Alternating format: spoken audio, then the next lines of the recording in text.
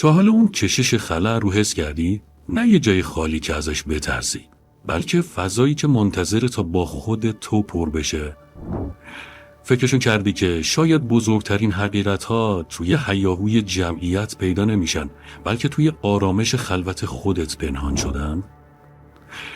به ما گفتن که به هر قیمتی شده دنبال ارتباط با دیگران باشیم، اما اگه عمیق‌ترین ارتباطی که میتونیم برقرار کنیم با اون غریبه‌ای باشه که در درون خودمون زندگی میکنه چی؟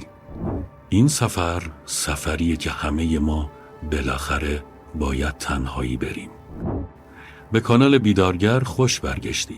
اگه میخوای سفرهای بعدی ما به دنیای جریانای پنهان هستی رو از دست ندی، همین الان یه لحظه وقت بذار و از کانال خودت حمایت کن.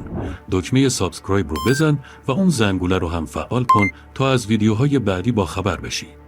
حمایت تو باعث میشه این فضای امن فکری بزرگ و بزرگتر بشه.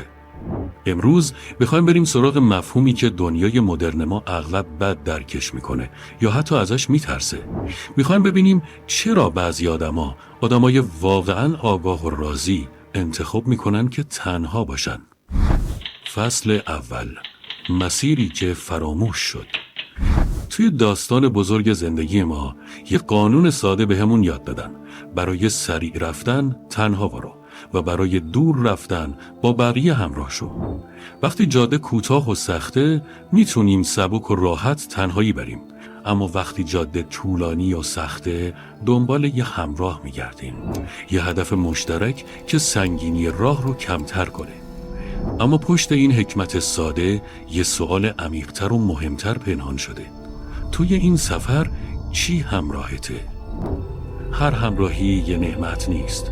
گاهی وقتا سنگینی حضور دیگران با همه توقعاتشون، انرژی‌هاشون و کارای ناخواستشون میتونه به یه بار سنگین‌تر از هر مسیر تنهایی تبدیل بشه و این ما رو میرسونه به یه حقیقت انکار نشدنی: توی این فرش بزرگ هستی ما تنها به این دنیا میاییم و تنها هم ازش میریم.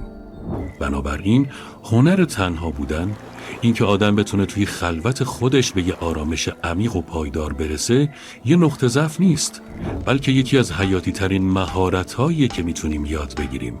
فقط وقتی که بتونیم توی تنهایی خودمون کامل باشیم، اون وقتی که هماهنگی واقعی با هم بودن معنا پیدا میکنه. میدونی ما آدم‌ها یک کیفیت بی‌نظیر و قدرتمند داریم: توانایی این که صرفاً باشیم بدون اینکه مجبور باشیم همیشه یه کاری انجام بدیم.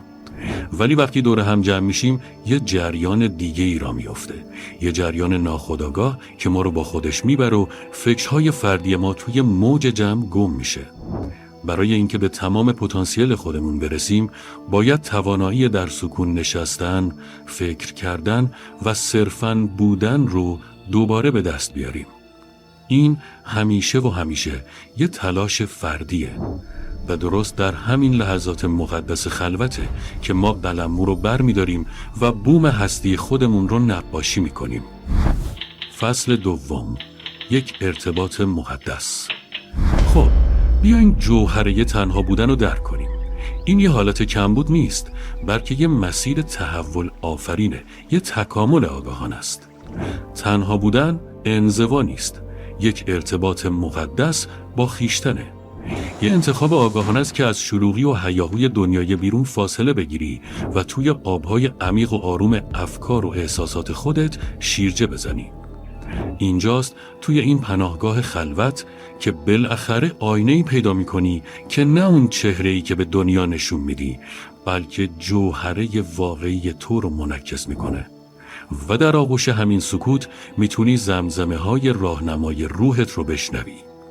این سفر فرار از واقعیت نیست، یه زیارت به قلب وجود خودته. یه تصمیم آگاهانه است که کنار زدن لایه‌ها، ماسکایی که برای کار، برای خانواده، برای دوستانمون میزنیم و روبرو شدن با اون پیچیدگی‌ها و آسیب پذیری‌های زیبایی که در درونمون وجود داره. تا آخر این سفر با من باش، چون نزدیکای پایان ویدیو میخوام بزرگترین پارادوکس رو برات فاش کنم.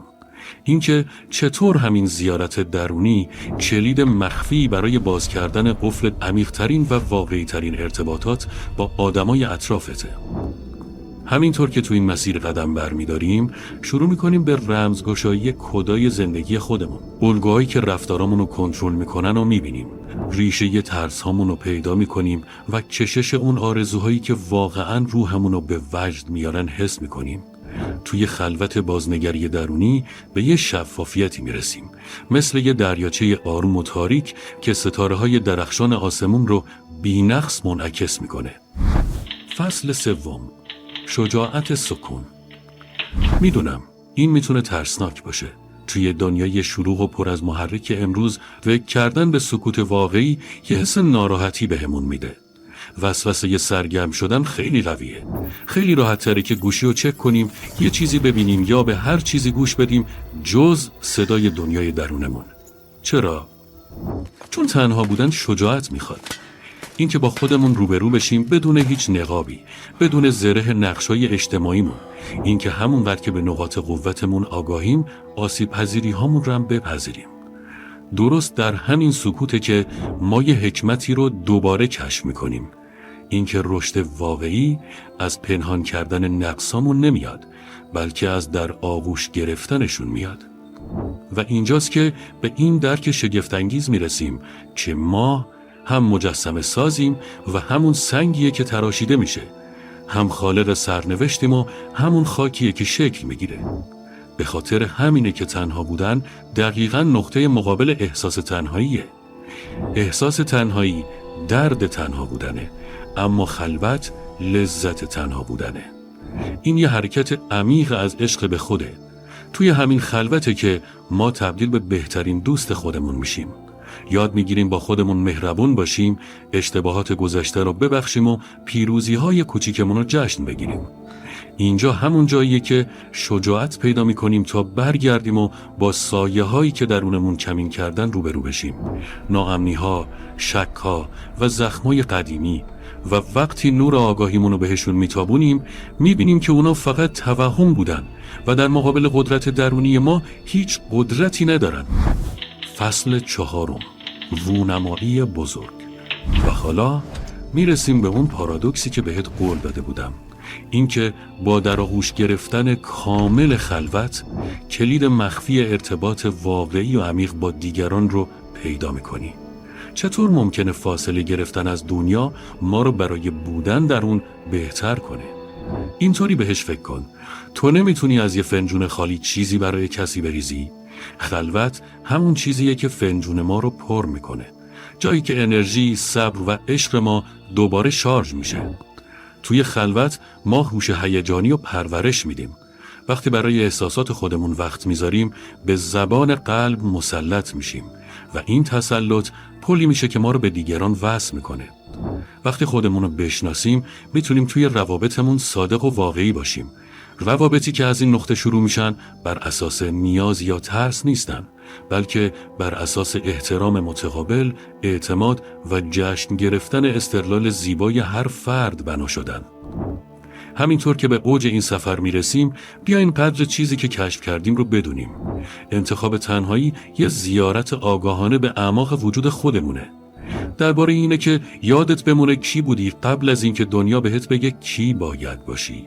درباره در آغوش گرفتن فردیت خودت، پرورش عشق عمیق به خودت و بعد از این جایگاه کامل و پر انرژی بخشیدن محبت خالصی به دیگرانه. در طول این سفر ما تبدیل به فانوس‌های نورانی میشیم، الهام بخش میشیم و باعث تحولات مثبت در زندگی هر کسی که لمسش میکنیم میشیم. قدرت تنها بودن رو در آغوش بگیر.